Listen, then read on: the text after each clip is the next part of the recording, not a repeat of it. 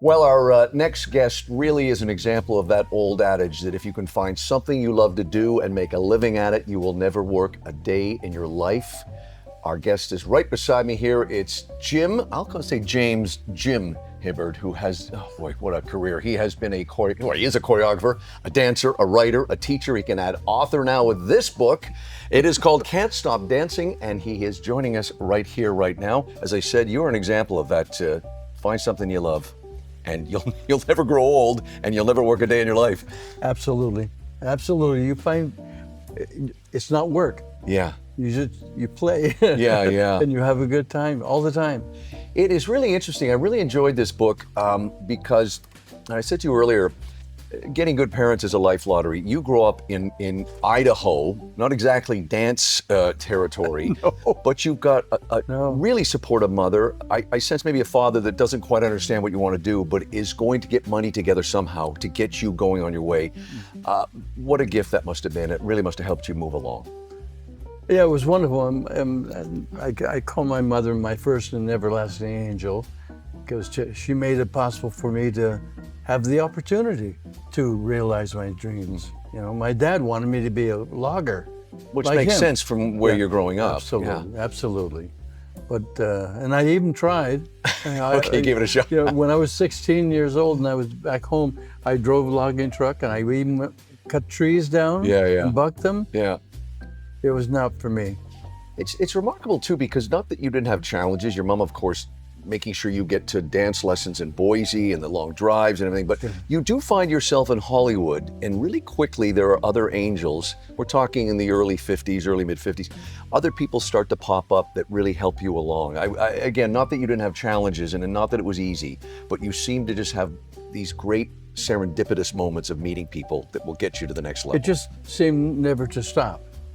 And it was from the moment we had realized that a collection of classes at the studio, we didn't have enough money to pay for the whole thing. Yeah. So my dad said, well, then maybe you should stay 2 weeks, you know, and then we walked down the street and I saw that there's a placard with saying Gene Nelson teaching tap and jazz, and I went and said, Mom, let's go in this studio. Yeah. Because he was already an idol of mine. So we went in, and the owner of the studio was Nico Charisse.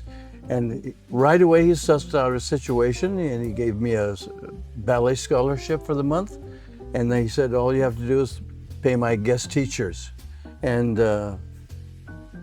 we still didn't have enough money. Yeah. So my mother and I were just going to lunch. We went across the street to the Al Rexall drugstore, Beverly and La Cienega. And we walked in, and there was a sign saying waitress needed. And my mom walked up and got the job as a waitress, and that's how we were able to afford the entire month. And you're becoming an educated dancer, and you're learning from the best, really in the 50s at the height of the big lavish musicals. This is in color, this is fantastic. And I gotta say, for people that may not recognize some of the names, but this impressed me that your first TV gig was with Jack Benny on his show. If you had a Mount Rushmore of comedians of the 20th century, he could arguably be on it. I mean, that's stepping up into some very high level areas of entertainment for your first show. Yeah, well, Gene Nelson sent me there. Yeah. And to audition for his wife, Miriam Nelson, who was choreographing the show. Yeah. So I went there and I auditioned and got the job. Just some of the people that you taught, worked with, helped, looking at some of the people, you get into the 60s, you taught, in no particular order, you taught the legendary Frank Sinatra how to do a 60s era dance for Marriage on the Rocks. You worked and helped Gene Simmons, the superb actress in Elmer Gantry. Elvis, let's talk about him. Well, Elvis, and I loved Elvis. Elvis was, obviously a mega star. We all know that. But he's the kindest, most respectful, polite person of that level that I've ever met. One of the other people you worked with who fortunately is still with us is Anne Margaret. And I bring that up for a number of reasons, but I don't think I ever saw anybody have better chemistry with him than her in Viva Las Vegas. Do you see that up close? We felt it. I mean, it was electric. Yeah. They were definitely attracted to each other.